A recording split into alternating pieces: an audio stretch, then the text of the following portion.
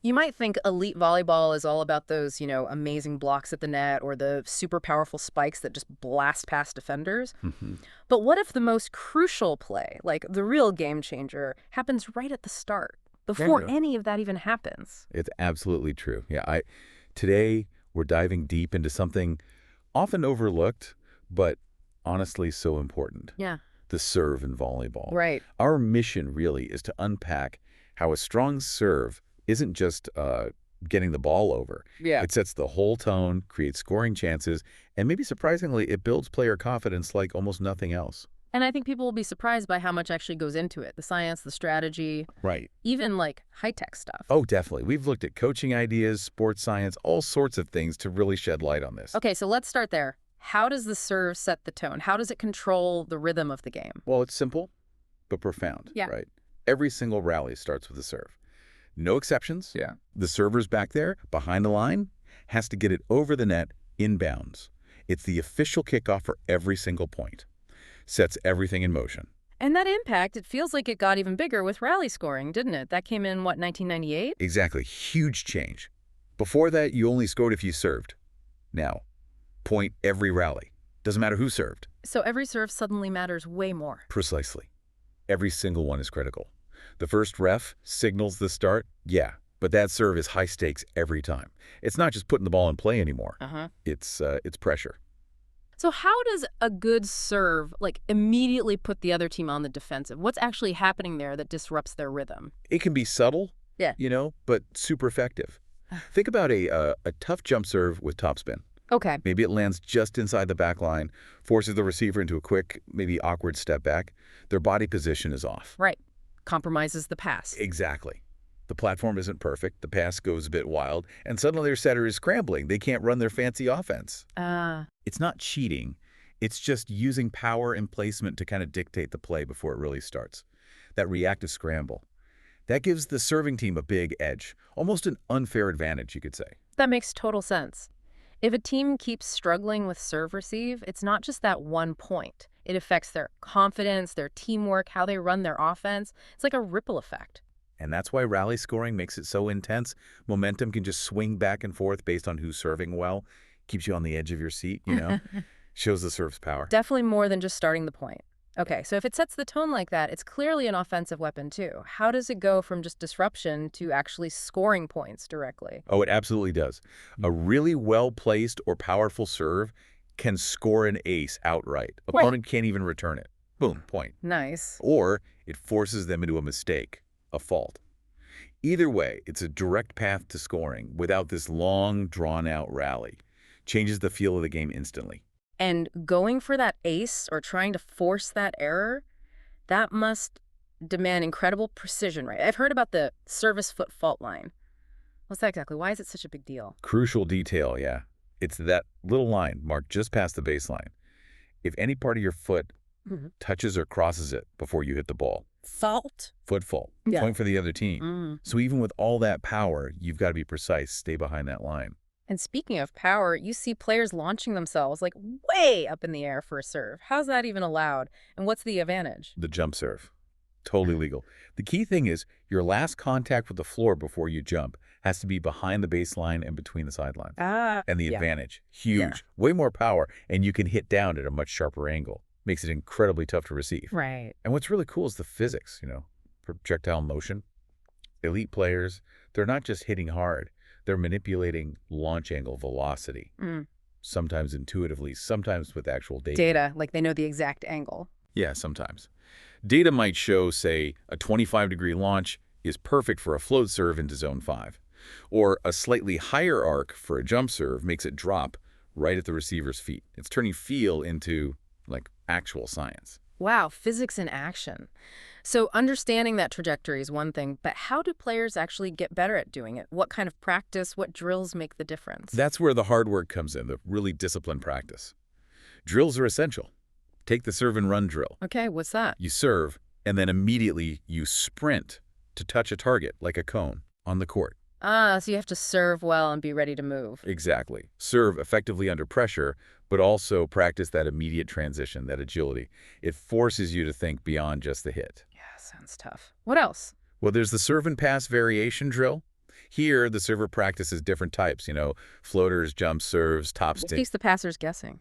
Right. Challenges the receivers with different ball movements, but it also makes the server work on accuracy and consistency with all their different serves, building that toolbox. Makes sense. And then for teamwork, there's the serve and defensive transition drill. Serve, that immediately get into defensive posture. Work on reactions, communication, passer, setter, blockers getting coordinated right away. So lots of specific training, but you mentioned tech earlier. How much is technology like AI or robots actually changing how players train their serves now? Are robots really part of practice? Oh, they really are. Robotic training aids, they're becoming a big deal. Seriously? Yeah, they can simulate serves, spikes, blocks with amazing consistency, and you can set the difficulty. So players train against really high-speed, unpredictable stuff, but it's repeatable. Helps refine technique against a tough, consistent opponent. A robot opponent, wow. What else? Is there tech that analyzes the serve itself? Definitely. There's something called the Volleyball Intelligent Sensor Technology Model, VST. Think of it like super analysis. High-speed cameras, motion sensors. They break down everything. Like what? Your footwork, your arm swing, how you contact the ball. Tiny details the human eye might miss. Specialists have checked it out, and it consistently helps players improve, even at top levels. Huh. So players can practice with a robot partner that gives feedback, suggests fixes, corrects mistakes. It helps build skills based on, when the player can train, and it pushes discipline. So it's not just hitting the ball, it's getting instant feedback on how you hit it. How does that real-time feedback change things compared to just a coach watching? It speeds everything up dramatically, like from feedback taking days or sessions down to milliseconds. I think it's systems like the bump set spike trainer. That concept can apply to serves too. How? Imagine a system projecting a light on the court, showing if your serve trajectory is off, maybe too flat, too high, or even audio feedback, a sharp ping for good contact on a float serve, a dull thud if it wasn't clean. Instant correction. Exactly. Helps build muscle memory way faster. Similar to how tech helps hitters make sure they're jumping and hitting the ball at the peak for maximum power. Okay, so the serve is strategic, it's physical, it's tech-enhanced. But what about the mental side? Confidence, pressure. How does the serve play into that? Oh, hugely. Mental toughness is critical, especially for servers. Think about it, you start every point. The game's momentum can literally shift on your next swing. Yeah, that's intense pressure. There's a great insight about this. There's nothing worse than the feeling of wishing you had another chance because you weren't ready. You got to be present. You got to be focused in every single moment in the zone or you're toast. Wow. And that applies so directly to serving. Standing back there alone under pressure, it's pure mental discipline. So it's about being totally focused for every single serve, even in practice, bringing that game intensity. Precisely. That links right into that mindset. Yeah. Practice like it's competition and compete like it's another day on the practice court. I like that. If you bring game day focus to every single practice serve, even the boring drills, you build composure, you build consistency under pressure. It's about having the willpower to make every minute count. That focus in practice, that's what makes you better and more confident when it actually matters in a match. Makes those repetitive drills feel more important. But what happens when you mess up? Everyone makes service errors, right? Especially if you're going for power. How do you build confidence when failure is part of the process? Good question. Yeah. And there's a really important philosophy for that. It is okay to err, but it is not okay to stop playing. It is okay to lose, but it is not okay to give up. So resilience. Exactly. It's vital for servers. You will make mistakes. Top servers, they learn to compartmentalize errors instantly. Maybe they have a little reset ritual or they quickly think, okay, too far left or bad wrist snap, and then just let the negative feeling go. Easier said than done, I bet. Oh, for sure. Needs practice. But that discipline, that ability to not dwell on the last mistake, lets them step up for the next serve with focus. You learn from the error, you don't let it define the next play. Right, see errors as data points almost. And I guess building skills step by step helps confidence too. You mentioned progressions. How do those work? Yeah, they're usually very systematic. Build confidence through mastering things gradually. Often start with the underhand serve. Focus purely on good technique, consistency. Get that solid. Okay. Then move to the overhand float serve. Adds unpredictability, right? No spin makes the ball dance a bit. Tricky. Yeah. Then, once they have confidence and better motor control, introduce the topspin serve. That's where you focus on really snapping the wrist, hitting the ball just right for that powerful downward spin. Mastering each step builds that self-belief. And connecting back to the tech, Does seeing the data actually boost confidence? Can numbers make you feel better about your serve? It sounds a bit strange, maybe, but yes. Absolutely. Objective data is powerful. Those AI systems, the sensor tech we talked about, maybe using small wearable sensors, IMUs, IMU. inertial measurement units, tiny devices using accelerometers, gyroscopes.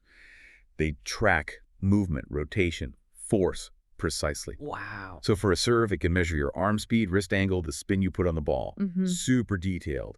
And seeing that concrete data, seeing measurable improvement, that builds confidence based on facts, not just feelings or what a coach happens to see. You know you're getting better. So coaches and players can use this tech as a real tool then.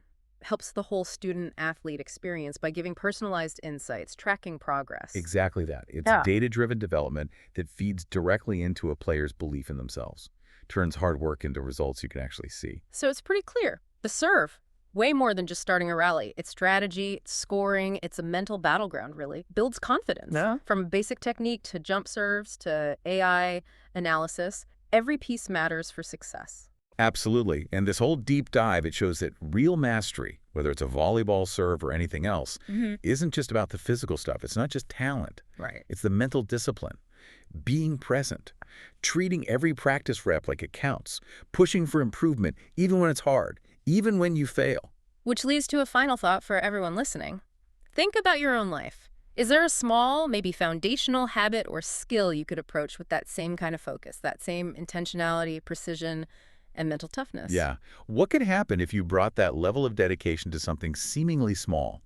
The impact on your success, your confidence, it might be way bigger than you think.